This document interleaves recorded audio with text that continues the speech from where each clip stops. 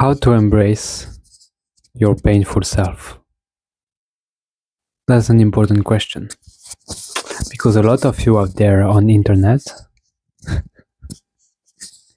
are suffering, and you are feeling a lot of pain because you have trauma, you are wounded, and you finally came to a point in your life where you finally acknowledged that yes, you are deeply wounded and in pain. That's great. That's a great first step. Most people don't even reach this step. They live their life in denial forever. So, I used to be in the same situation because I'm a survivor of multiple serious childhood traumas. Sexual violence, narcissistic abuse, and a bit of bullying. So how did I do this healing? How did I embrace my painful self? How did I reach grounded, stable inner peace? You have to look within you and give space and time to this wound, this trauma. Most likely, there's a good chance that if you're watching this, you're going too fast.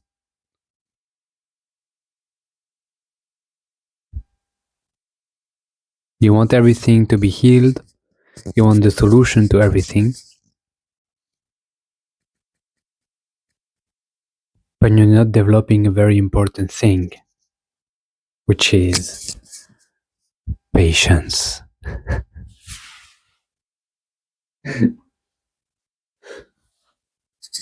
Patience and time to heal yourself.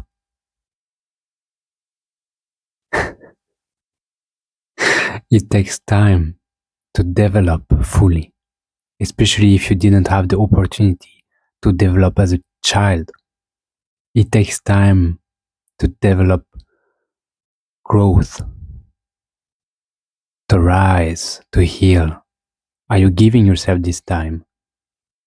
And are you giving yourself the space, which means a safe place to heal and shut everything down and just be with yourself and licking the wound like the cats do?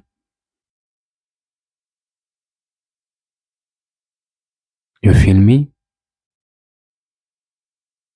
When I say the space, do you feel it?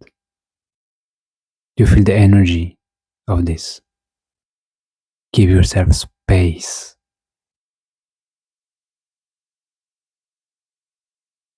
Stop playing small. You have to expand in order to heal. So once you give yourself proper time and space, you have a coach, a therapist, someone to guide you, like me, for example. And you can click on the link in the description. I have many things to offer to you, including free resources. Once this is set,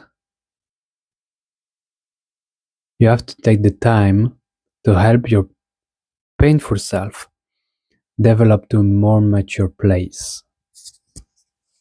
Okay, so the reason why the pain is still there is mainly because you're not growing up out of it, in a sense that you still carry limiting beliefs, assumptions, resistances that are coming from the inner child that are immature, which doesn't mean it's bad, but it's immature and reinforces the pain. For example, always putting things into a black or white. It's either black, either white, either good, either bad. This is an immature way of seeing things, because everything you experience can have multiple perspectives. Correct? Right? You follow? But when you put into boxes, good and bad, right or wrong, black and white, you're not giving yourself the opportunity to take a new path, because you have this fixed way of seeing your pain, your trauma. For example, it means I'm a bad person. It means I'm forever stuck. Maybe it doesn't mean that. So growing up is very important, because as a child you couldn't learn how to be functional in this world because of what you have experienced. And so a lot of your development lines as a child, the emotional development, the psychological development, the moral development, has been shut down. So for example, for me, I never learned to set boundaries or even see other people's boundaries. I couldn't. Everything was blur in my life. So I had to work on myself to learn to see, okay, this is me, this is others, okay, this is my own boundaries, this is this person's boundaries, and learn to make the difference and learn to actually set my own boundaries and say, I don't want this, I don't want that, I want this, I want that. And this comes with growth in maturity, helping the inner child learn what he has never learned. Does that make sense? So this is the first way, in my experience, to heal from the painful self, is to help the painful self grow. Okay, grow to a more mature lens. But here's the mistake that a lot of people do, and hear me out. This is very important. This is the mistake. A lot of people, when they discover spirituality and they have an awakening and they discover that they can transcend their personal self, they start to bypass their pain and they go directly to spiritual insight, and they forget that there is a self that needs to be developed. Because otherwise you become awake but immature, and that's not really functional. Otherwise, the quality of your peace is not felt fully.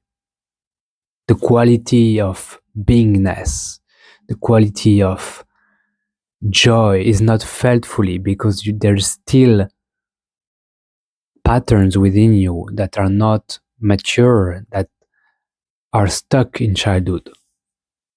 So don't make this mistake. Heal yourself. This is very important. Heal yourself. Heal your ego. Allow your ego to rise to higher stages of understanding. Don't let it be there on the lowest painful level. Does that make sense? And most likely, if you're still watching, it makes sense. So that's the first part. The second part of embracing your painful self is emotional processing. Processing suppressed emotions. And that might be one of the, or maybe the most difficult thing to do, is to learn to stop suppressing what you don't want to feel. Is to learn to let this emotion rise. The emotion, the emotion that you don't want to feel. Let it rise. Whoa. The fear, the shame, the grief. Feel it.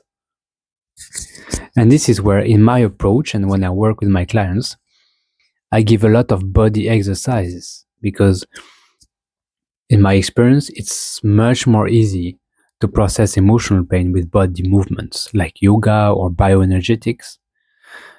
So go on your yoga mat, do some poses and feel through the pain. Okay?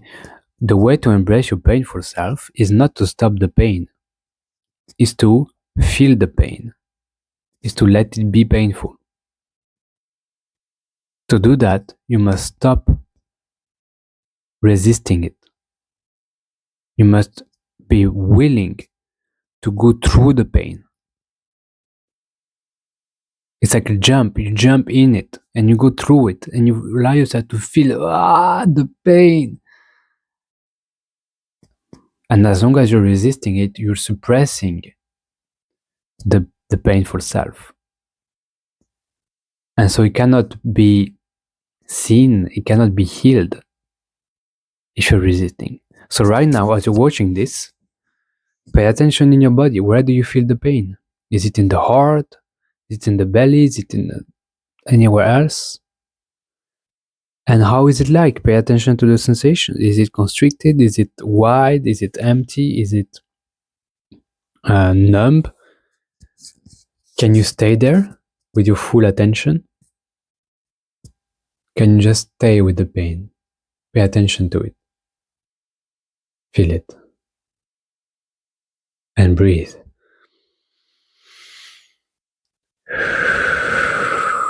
Breathe with it without trying to push it away or change it. Breathe.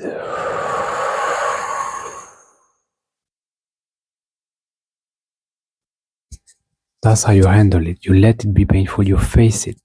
You face it with courage. And that way the body naturally will heal and help you feel these emotions that are suppressed. And the more you feel them, the more you free yourself emotionally, which makes it much more easy to understand spirituality because you're opening your body and mind. Okay, and the last thing that really matters is waking up. So, is to realize that your painful self is not you, it's within you. So you can take care of it from a deeper perspective of being life itself, being beingness, being the I am, beyond the pain. But not to bypass, but to go with it. And to hold space for this painful self and see that you are not the pain. Even though there is pain, you are not the pain. Learning to not identify with it. So right now, for example, as you're watching this, there might be pain in you, but are you the pain or is the pain in you? It's very different. And by not identifying with the pain, you're shining light on it. You see? You're illuminating the pain from a deeper transcendental level where you go beyond your mind and you shine light on your mind.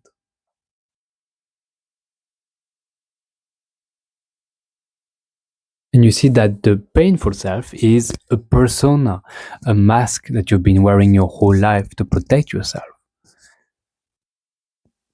And this is not you, this is a fake you. Which doesn't mean it should be discarded, but you must realize that it's not the most authentic version of you that you want to embody. It's a fake ego persona. And so beyond the mask is the pain. But if you see that you are not the persona falls. If you see that you're not the mask drops. And then you're left with raw pain, which is a great opportunity to feel into it and to process it. That's how it works.